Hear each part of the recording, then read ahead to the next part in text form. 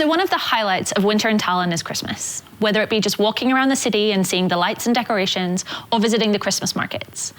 And I wanted to dig in a little deeper about the Christmas markets, their history, how they came to be, what it's like to be part of the markets themselves, and who better to take us through this than Merit, who's been organizing the Christmas markets for 13 years, or Mari from Visit Tallinn. So welcome to you both. Thank you very much for sharing some time with us. Thank you for having us. Yeah, thank you for having us. Yeah, of course. So Merit, let's start with you. You've been part of the organizing committee for the markets for 13 years. Yes. What is it like? What goes into organizing such an event every year? Well, it's a big process and it takes a lot of time. And obviously, since we've been doing it, this is our 12th year this year. So over the years, we have learned a lot of things. Like the first years, we really didn't know what we were doing, how it was going to look. And so every year we try to improve ourselves and improve the market to make it even more magical and inviting to all the people. So yeah. Sure. And what are some of the biggest challenges you have that get thrown at you every year? Well, obviously picking the vendors every year. Okay. Because there are a lot of people that want to take part as vendors from the Christmas market, and how to place them on the market so you just can't like put like sweaters and drinks together. You have to kind of separate them and put them in groups. So okay, so that they are out. grouped into like food, gloves. Yeah, so you have like food and drink streets kind of, and then you have like like knitwear and other souvenirs like that. Okay. Yeah.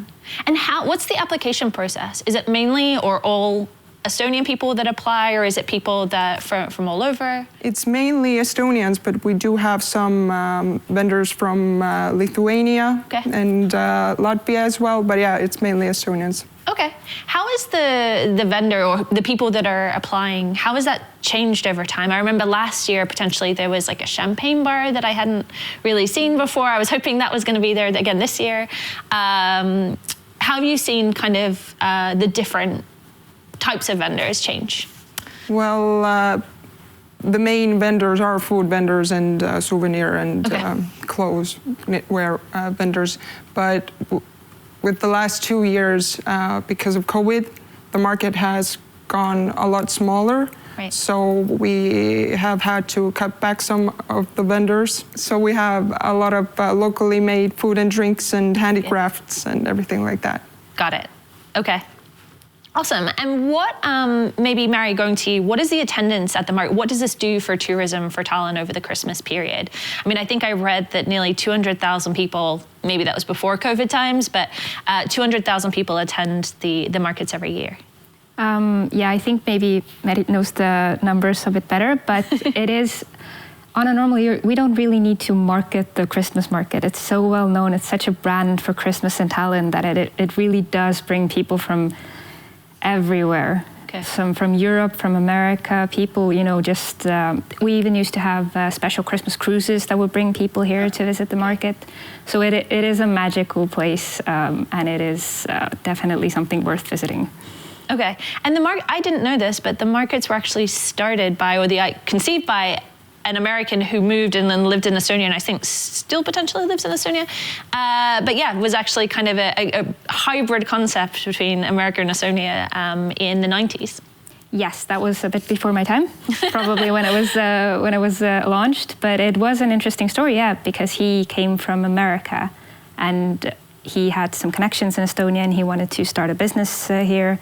And then he also, just among other things, decided to start a Christmas market. And the Christmas tree in Old Town Square, we claim that to be, I think, the first time that it's recorded that someone decorated a tree for the Christmas season. Yes, and put it in the middle of a square. And put it in the middle of a square, which was 580 years ago. Today is the first time, well, not today, but this year is the first time that was recorded, I guess, in some form of historical book or whatever. Yes, it was. Let's talk about that and that story. It was the Brotherhood of Blackheads, which is a guild, was a guild in medieval Tallinn, so during the Hanseatic times.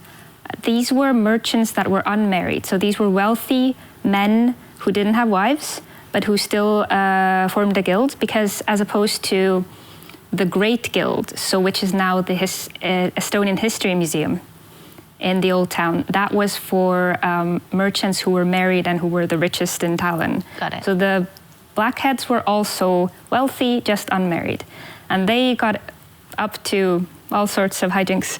And one of those was... As single men do. Exactly. Yeah. They had a lot of time in their hands. So we don't know why, but they decided to bring their Christmas tree, because this was actually their own Christmas tree that they kept in their guild house during Christmas. For the last day of Christmas, I believe, or just after Christmas, they brought it to the town hall square. Okay. They made it, they brought it to the town hall square, they decorated it, they danced around it, and later they took it into the town hall, I believe, and lit it on fire. Right. Yes. Dramatic. Yes, that was... Okay. And I read that actually Peter the Great once attended this ceremony, apparently in 1711. Rumor has it. Rumor has it. Okay, amazing. So star-studded event. Yes. Merit, what's the biggest challenge you've had this year with the markets and getting everything planned? Was there a bit of uncertainty around whether it could happen, how it could happen, who would be able to come? Yes, the uncertainty is the key word this year, for sure. Yeah, and the main problem was the preparation time was so short, so we didn't know whether the market would be happening, and also the vendors didn't know if they would have to prepare and order things and make sure, because it's 38 days this year, so they have to be prepared for a pretty long period to be able to have enough goods to sell. Got it. Yeah. And this year, am I right in saying it's a little shorter than in the past? We're ending on the 2nd of January, right? And it's normally, if I was reading correctly and learning all the new things about the market, normally the 7th, which ties in with the Russian Orthodox Christmas. Okay. So we're finishing a little earlier this year. Okay. And is that just because of that long kind of period and the hesitancy? Okay. Now, one thing to clear up about the market. So I have quickly realized that glögg is not mulled wine. When I walk around the market, I'm seeing everything from cherry to blueberry to sea buckthorn to all kinds of different things. So what can you tell me about the difference of that? I think glögg is mulled wine, or at least it can be. Okay. But we do sometimes add spirits into it, or for example, syrups or fruits of all sorts of kinds, but it's still wine. It's still mulled wine. Okay. It's just, spiced, and we like to add some extra flavor. And sometimes a little extra... A little kick, yeah. A little extra kick to it, okay. The markets are just one thing that's happening in the city over Christmas. There's so much going on, and we talked about this in the news section. But maybe, Mari, do you want to take us through some of the other big things that are happening for Christmas over the period? Yes, there are lots of things happening. For example, in the Old Town, we have on Viru Street, which is the main street heading, into or out of the Old Town, how you want. We have living windows again this year. This was very popular last year. So basically, some of the shop windows on the street will be turned into stages. And this year there will be concerts. So there will be jazz music, classical music, pop music, and it's already happened for 2 Saturdays now. So it's every Saturday of Advent at 4. Okay. I think I saw someone singing on the stairs of the department store there. Okay. Yeah. So that was that. Okay. So it's going to happen for 2 more Saturdays. Okay. In addition to that, tomorrow is when the Gingerbread Mania starts. So that's a very fun exhibition on Pärnu Road in an art gallery. It's happened as well for, I think, over 10 years now they've organized this. So this is... Oh, just on the side of Old Town near the kind of tram stop. Exactly. Oh, okay. There's this art gallery that's always has something, and now it's going to have the Gingerbread Mania again. Yeah. This year's theme is music. So that means that they will be making gingerbread art, whether it's sculpture or whatever, from gingerbread art, and the theme will be music. Who makes, are there special gingerbread specialists that are making these things? As they say as well on their own website, these are just artists from all around Estonia. Usually, or throughout history, there's been over 100 people who have taken part in making these pieces of art. So the names are named at the piece of art itself. So there are lots of different people who sort of contribute to this. Amazing. Yes. Okay. So we have that. Another really cool, fun new thing this year is the Christmas bus. The Christmas bus by City Tour is a double-decker hop-on, hop-off bus that has a special route during Christmas time. Okay. So from Friday to Sunday, 3 times a day, you can take this bus. The interior is decorated in a Christmassy fashion. There will be an audio guide that will introduce the city as per usual. You'll have a fun bus driver with a Santa hat. And as a special surprise, kids under 7 can ride free on this bus. So it's definitely something nice for kids and for families. And I guess it goes all around the city. It goes all around the city. It starts in the Old Town. Well, it starts near Viro Street, actually. Okay. So at Viro Square, we call it. And then it does a little circle around the Old Town. It doesn't go in, obviously.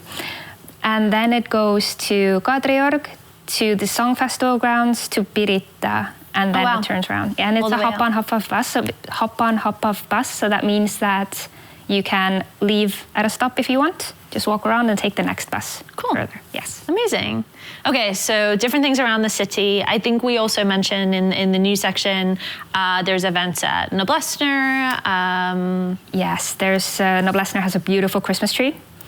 We have obviously the Old Town one is the most beautiful. We're obliged to say no, but it is very beautiful. We are very lucky to have a lot of great areas in Tallinn that are beautiful during Christmas time. The Old Town, obviously. Noblessner has really also taken up that sort of activity to bring Christmas cheer to the city.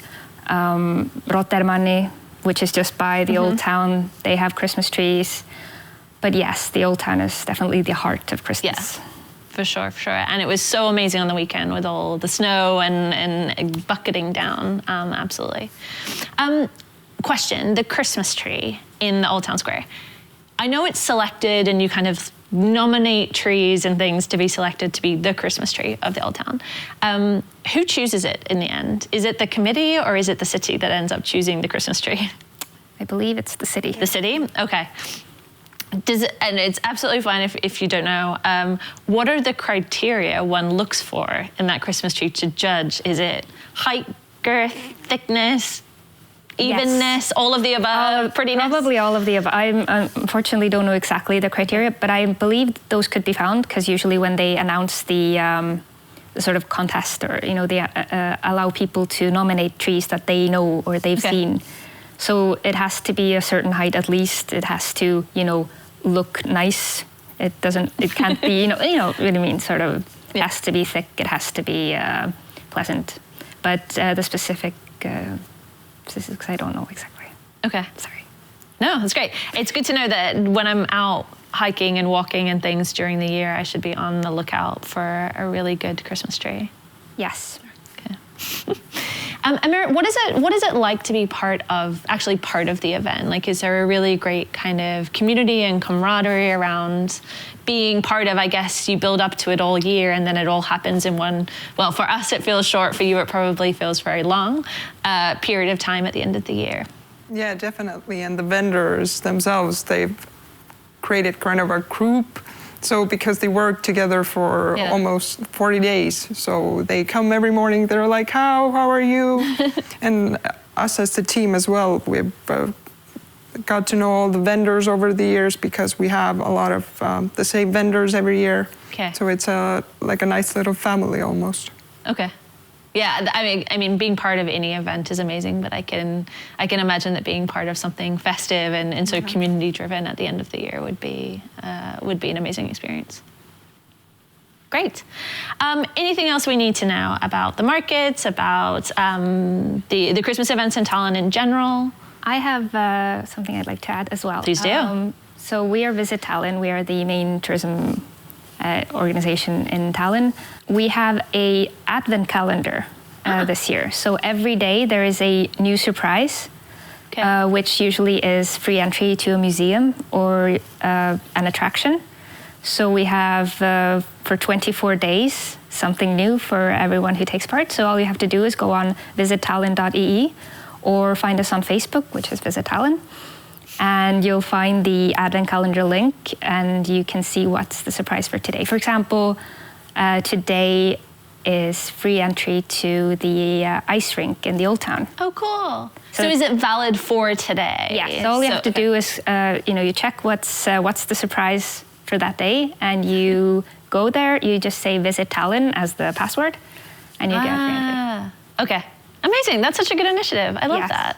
Okay. So it's thanks to all the museums and attractions that have really taken part. Yeah, definitely. And I think one, if we can take a positive from the years now that we've had with COVID, it's been the ability to better explore your own city, which I think has been amazing. And Tallinn, I think, has done an amazing job of promoting its own attractions to people that you never get out and see your own city, right? You're always kind of off traveling the world and things, but that's a really great initiative to get to know the city better in winter. So thanks. So if anyone's more interested about what's going on in Tallinn during Christmas or whenever, just visit tallinn.ee and you'll find out events, you'll read some cool articles about what to do, and I think you'll be inspired. Cool. Well, thank you very much. Good luck, Merit. Still a couple of weeks, I guess, to go. Yeah, couple of weeks to go. Good luck. Hang in there. And thank you very much, Mari, for coming and sharing all the news about Tallinn. Thanks.